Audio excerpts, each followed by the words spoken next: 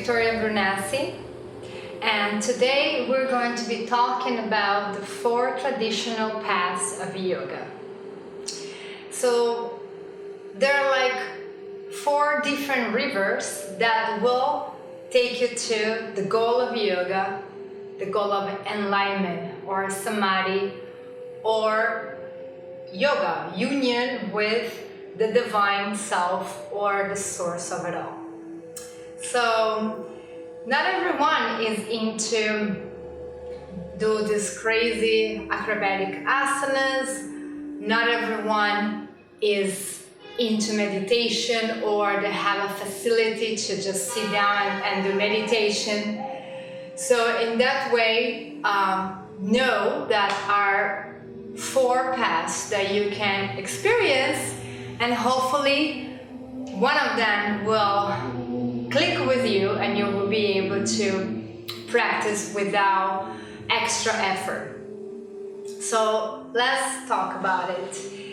The first traditional path of yoga is called Raja Yoga or Royal Yoga. So Raja, royal, which means basically long time ago this is the path that was practiced by the royalty. So back in the days it was kind of hiding secrets, right? And it was given to those of high class. Only them could have access to these techniques that could awaken their incredible potential within themselves, which we are doing now, and be able to maybe become someone really important in society. So Raja Yoga is all the yoga that we're going to apply in our own body, has techniques to overcome the ego, to minimize the ego, I would say, or minimize the fluctuations of thoughts.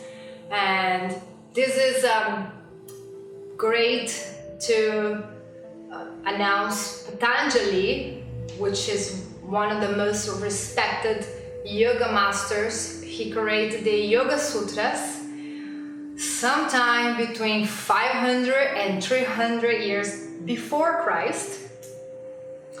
And basically the entire Yoga Sutras is making a reference on how can we overcome the duality mind, how can we minimize our lower emotions or different shades of this ego, like selfishness or anger or greed, things like this, right? So actually about the asanas, about the postures, Patanjali is really giving us one sutra, one verse, and not really making a lot of reference about that.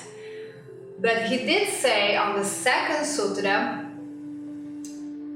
Yogash Chitta Vitri Nirodha. So yoga is the cessation or control of the fluctuations of the mind, the fluctuations of these vitris or modifications of the mind, right? So we can also compare the mind like a water quality that takes the shape or what is maybe presented in front or put it inside, and what we want is to detach of the way that we perceive the object and literally become the observer, right? So chaos can be happening around us and we still are able to detach of becoming the chaos that we are observing and seeing, acknowledging, okay, has a hurricane coming, or a hurricane, blew the roof of my house,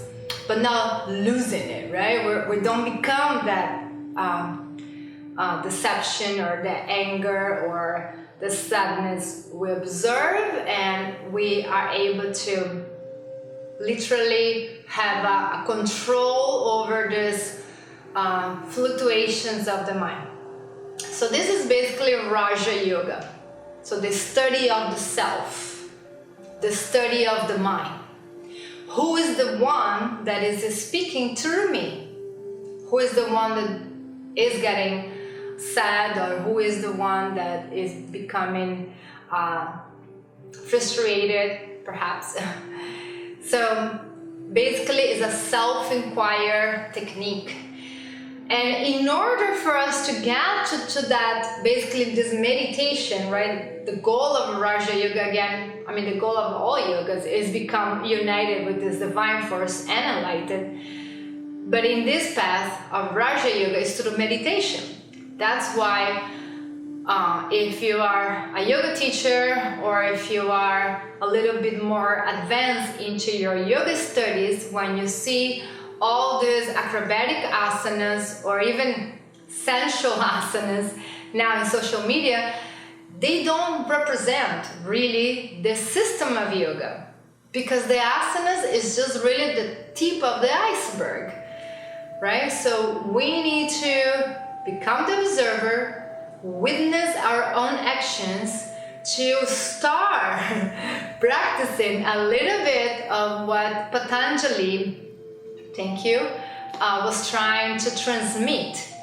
And again, definitely a book that you want to have in your library, although you should have a yoga master to interpret the yoga sutras with you, a local teacher that you can connect with. There are 195 verses, and it might take you 1 or 2 lives to apply what Patanjali is trying to say. But coming back to this Raja Yoga, so in order to overcome the mind, yes, the asanas are there, all the techniques that we're going to put in our body, so I can have a God realization inside this vehicle, inside this vessel, is Raja Yoga, right? So Hatha Yoga, Tantra Yoga, Kundalini Yoga, Ashtanga Yoga, whatever it is that, I'm going to do some fasting, I'm going to do my sadhana, my daily practice every day. I'm going to do breathing exercise to purify my nadis, my chakras, my energy, bandhas, and so on, right? So all those techniques that we apply is for us to first be able to sit comfortable in meditation, right? If you have any type of disease, if you have lower back pain, knee pain, how I'm going to contemplate for some time the sunset, the sunrise, or simply do these mantras, sacred prayers, and connect with this divine if I'm already experiencing pain, I'm already experiencing anxiety, right? So these techniques are preparing us to be able to do meditation for a longer period of times, right? So yogis that only stay on that posture level, asana, asana, asana, asana, and they still don't practice ahimsa or non-violence, they still don't practice purity or saucha, they still maybe drink alcohol often, like every week. They're not yogis, they are just doing the workout of yoga, which is not what is yoga about. So once you start applying these techniques, purifying your body, allowing the body to be free of disease, free of pain, purifying the mind with negative thinking, waking up the centers of energy, the chakras, and you're able to start sitting in meditation for a longer time. That's when that union of this divine self, which is basically inside yourself, is inside your heart, according to Advaita Vedanta and Sankhya philosophy. God is within your heart, so that's good news. you can wake up this connection through these techniques. So this is a Raja Yoga. Okay, so and for the record, was Lord Buddha that he was a king, he was Siddhartha, and he was able to, through his process of self-realization and inquire, understand that your position in society, like if you're the son of someone important, you're not going to carry their skills just because you are having some family blood connection. You actually needed to do the sadhana, do the work, get into the mat, get into your meditations, and therefore everyone could actually achieve enlightenment, from someone from a cleaning level to a warrior level. So he is the one, of course, because he was also a king. People gave him a little bit of credit, a little bit of attention, and he got to change this. So now after him, everyone could actually benefit of this knowledge of yoga. So thank Lord Buddha. Now we all can study and get it, and that's great. Okay, so that's the first path. The second path is Bhakti Yoga. Bhakti Yoga. This is the path of love and devotion. So it's important to understand that, again, yoga is not religious. Yoga is a spiritual practice, but in all the lineages, we see this need to express the love for the divine, serving, right? So we're going to be treating our students and treating our family with a lot of love. But not just our students and family, but everyone. Right? If I recognize that divine is within me, I can also recognize that divine is within you, and that connection make us actually family. So with Bhakti Yoga, we are able to love everyone like they are your own brother, your own sister, your own lover, and including the animals. So it's not like I love my cat, my dog, but I don't love the pig. The cow I don't love. Nah, I just love my cat. It doesn't work that way. So this is the path of unconditional love. And with this overflow of love, what happens when you are in love? Don't you want to serve your lover with the best food and the best cookies? What happens if, I don't know, Jesus comes to your house, Krishna comes to your house, I don't know, whatever, Brad Pitt comes into your house. You will serve them with, so much love and devotion, and what can I do for you? And this is the act of loving. So Bhakti Yoga is basically adding this essential ingredient of do every action with incredible amount of love and sweetness. You are in love with God that you can see in everything, right? In the tree, in the cat, in the dolphin, in the homeless, in your family, in your friends, in these strangers, and you want to love them, serve them, with all your heart. So this is Bhakti Yoga. So Bhakti Yoga, most of the Bhakti Yogis, they are worshipping Radha and Krishna, the Hare Krishna. So I'm sure you heard them chanting Hare Krishna, Krishna Krishna, Hare Hare, Hare Ram, Ram Ram, Hare Hare. So in this mantra is literally invoking the male and the female aspect of the divine. Now, how cool is that?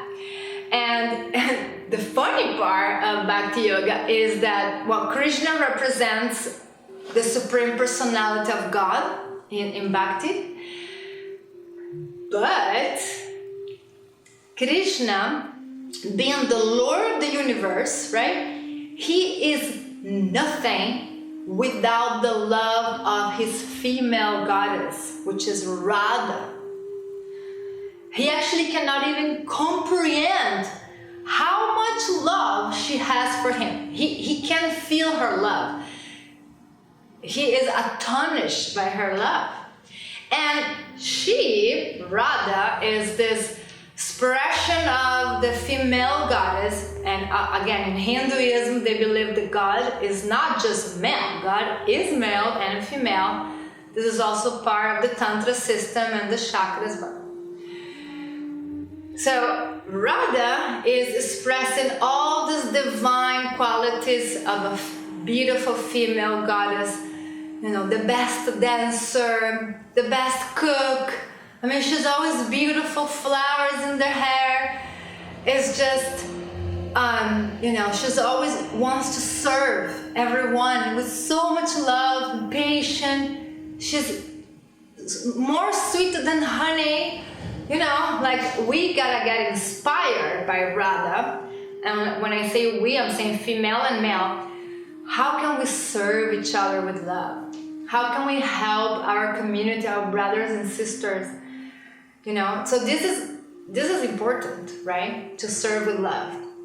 And the mantra, the Maha Mantra, is literally invoking these two aspects of the divine. So it's truly beautiful. And according to Bhakti Yoga, the recipe to become enlightened in this yuga, sorry, the yuga is the Cuban potato. In this yuga, in this time, you know, so we have each 1,000 years we have an era. So we are in the Kali Yuga right now.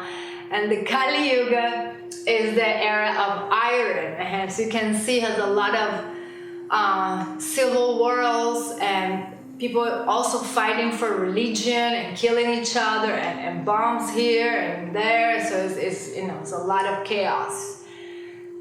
And in this era, according to Bhakti Yoga, the recipe is to be vegetarian or vegan. You know, we'll say vegan because of course some places are still torturing on animals if you have some non-conscious dairy products.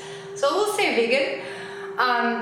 So eating without hurting animals, you know, non-violence, and then chanting and singing, celebrating the divine. Yay! So if you've never been to a Bhakti ashram or center, we have bhajans, which are very mellow mantras with a little instrument, and then we have kirtan. The kirtan, it can become like a Brazilian carnival, and I'm from Brazil if you don't know, or a Bhakti rave. I mean, Miami, let's use the rave term. So all these Bhaktis, they start dancing, and we are chanting mantras, sacred sounds, and it has like 4 drummers and 5 dancers, and you know, to distract each other with the goal of celebrating the divine. Girls is on one side, guys are on the other side, and everyone is dancing and singing. And after that we have prashada.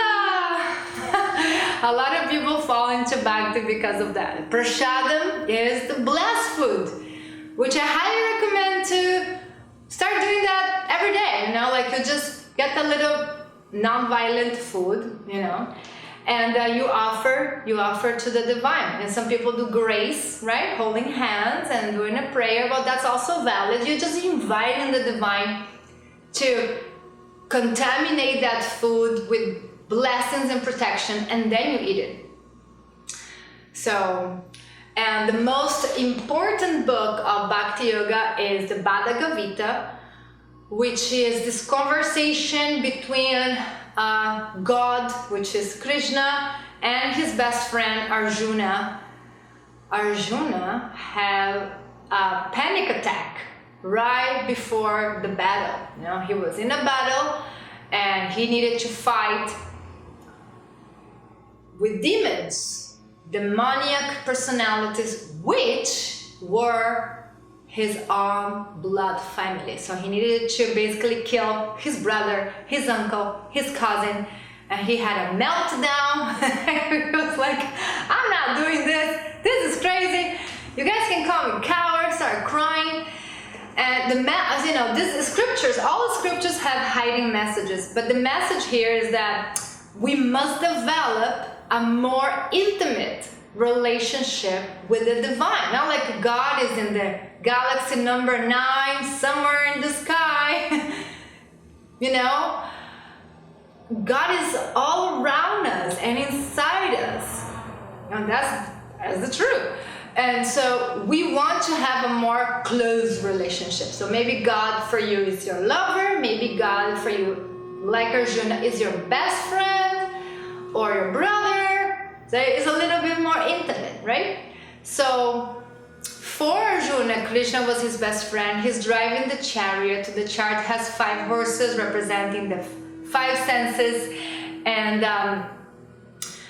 so the horses represent the 5 senses, which we need to do pratyahara, withdraw the senses. We can't just, have sex with anyone or eat whatever, or some music had like very dirty lyrics. So this is withdrawing the senses to the path of yoga. So this is again a symbolism. So Krishna is driving this chariot with the 5 horses, and in the moment that Arjuna has this breakdown, like I can't do this is crazy, the whole conversation between Arjuna and Krishna is advising Arjuna, you have a dharma. You, my friend, have a dharma. You have a dharma. Dharma, you have a path. You have a mission in this world. You're not just here to pay bills. What is the mission? What is the mark? So he's talking all about that. And the whole book is basically advices from the Supreme Personality of God to all of us. And that book, actually, you can maybe just open any page, and it will give you a beautiful advice, especially for you. So again, trying to find this book.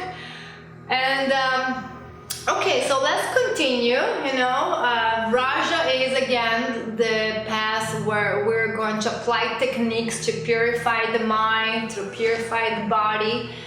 Bhakti Yoga is the yoga of love and devotion, and doing this a 24-hour practice. So we clean with devotion, we cook with devotion, we dance with devotion, with lots of love, we serve our students with lots of love.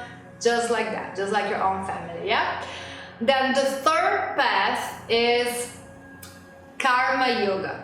So now this concept, I'm sure you heard before, karma will get you, right? It's the karma boomerang. Whatever you put it out there will come back to you. And that is all true, right? You will collect the fruits of your seeds in a way. But in this concept, it's talking about the yoga of action. So these yogis, they're not into chanting a lot or maybe bringing the feet behind the neck. They don't care about that. They care about less talk and more doing. So karma yogis are the ones that are doing the work, are the ones that are doing the charity, are the ones, taking care of the poor, of the sick, and that's their dharma. That is their offering, of course, with lots of love, just like bhakti.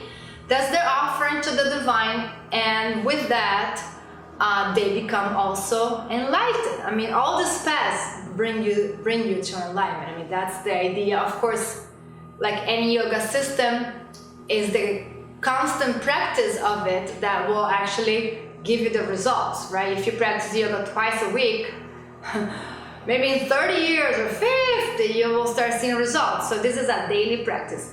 So the Karma Yoga is a great example. I'm sure you heard about her. Her name is Mother Teresa. Mother Teresa of Calcutta. You can actually visit her ashram in India. She already passed, of course, but she was like a Gandhi a little bit, right?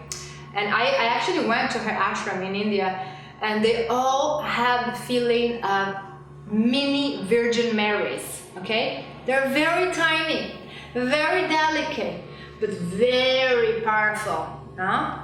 These Karma Yogis, and that's what they're doing for 30, 40, 50 years, taking care of the ones with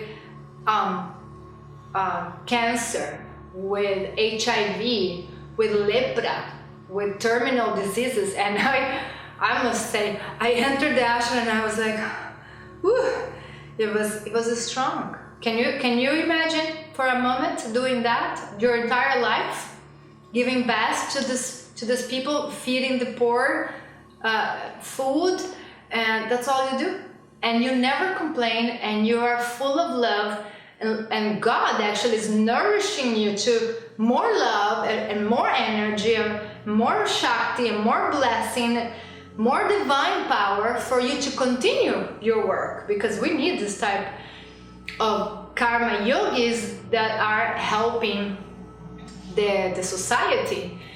So something to put in perspective, you know? So less talk, more action.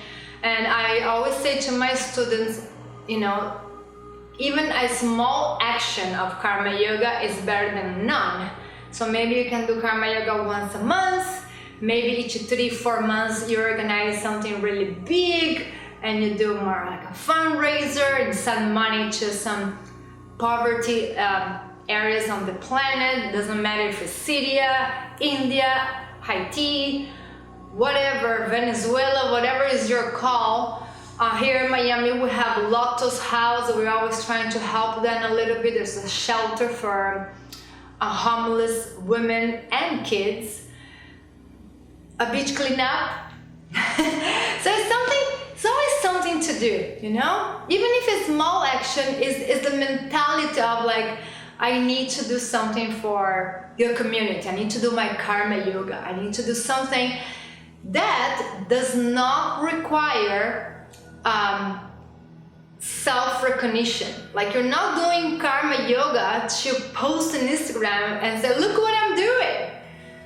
Karma Yoga is the action of selfless service. So you shouldn't expect, oh, thank you so much for your work. Oh, you did very good. No, you just do it because that's your duty as a good human being, is to help each other, not to, you know, put a mirror and look at how I did this. I'm so nice and I'm so good, I'm so important. No. Most of the times when Karma Yoga, you just do it for yourself. You know, God is watching you. God is watching all of us. So you just, you know, it's a relationship, and keep it to yourself like that. So, okay, so Karma Yoga is the action of giving without expecting nothing in return. Okay, so that's how it goes. And all right, our last path here is Jnana Yoga. Jnanis. These are, in other words, the nerds. You know, those are the scholars. So Jnana Yoga is the yoga of intellect. These yogis, they are not going to be, you know, cleaning and helping the poor that much, or doing our crazy hatha asanas, or a lot of these prayers, and they are into study. They're going to study. Okay, so I am back here with you. It's a new day, and we were talking about the 4 paths of yoga, and the last one is the Jnana Yoga, is the path of the intellect.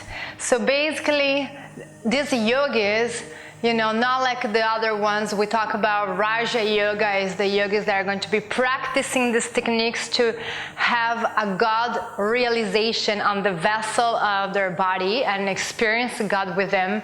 We talk about Bhakti Yoga, when you do everything with so much love and devotion to this divine force that everything is an act of devotion, with your friends or with your students in nature. We talk about Karma Yoga, which is the yoga of selfless action. So less meditation or less feet behind the head, but more charity, more work to actually make a difference in the world. And the last one here that I would like to finish is Jnana Yoga. So Jnana Yoga is the path of the intellect. So these yogis are going to be studying. They're going to be studying all the old scriptures, and it really doesn't matter if it's, your lineage is Hindu or Jewish or Buddhist or Christian. The important thing is through this deep studying, they're going to memorize these sacred books by heart, right? They just know the verses, they know the pronunciation, they know the meaning, because this is what they dedicate the entire life of. And through the mind, through this intellect, they're going to come to understand God. They're going to come to conclusion that God actually does exist. And again, different lineages will come and point to the same truth, right? That we have this divine force that is guiding us and nourishing us, and we need to realize that in a way and learn our lessons and trying to become better beings to all. So that's basically the teachings of all scriptures in a way, with the different expressions in its concepts. But these Jnana yogis, that's what they're doing. They're wonderful scholars, or I would say nerds, right? And they know all these scriptures, again, by the palm, by the hand, very, very well. And they have this capacity to comprehend God, and therefore unite themselves with them. They become one with God. Again, these 4 paths of yoga, they're all different rivers taking you to the ocean of nectar, and different paths that will, if you pursue with them, will take you to become, again, in union with the divine, which is the goal of yoga. And if you want to be an incredible yogi, an excellent, extraordinary yogi, you could practice integral yoga, which is basically a little bit of all this paths on your day, on your everyday day. So, you will wake up and do your pranayams and your breathing exercises and your asanas, and start your day.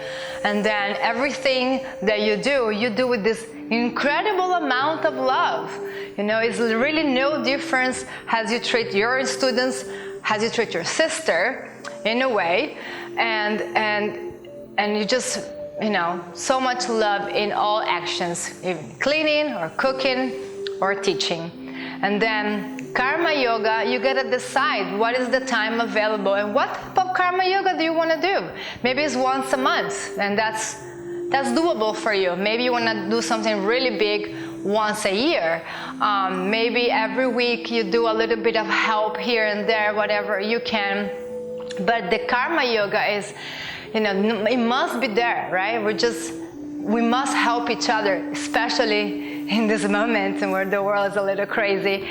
And then Jnana Yoga, it doesn't matter. 1 page a day, before you go to sleep, a little bit of a reading, maybe on your altar, on your prayers, maybe half of a page, and you're trying to understand and meditate on the meaning of that divine message in that scripture, right? But every day we need to study, and ignorance is the highest obstacle, according to Patanjali, for enlightenment. So that's another big thing that we're living today. People are just blind. So in order to remove that ignorance, we must study.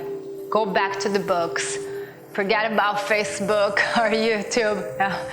I mean, I'm joking, but really, if you want to get good knowledge, that definitely there's all scriptures, but it's a daily thing, right? So a little bit of this 4 paths, and you will be practicing integral yoga, or like synergy, and synergize these 4 paths, and they will become like a natural thing, part of your lifestyle.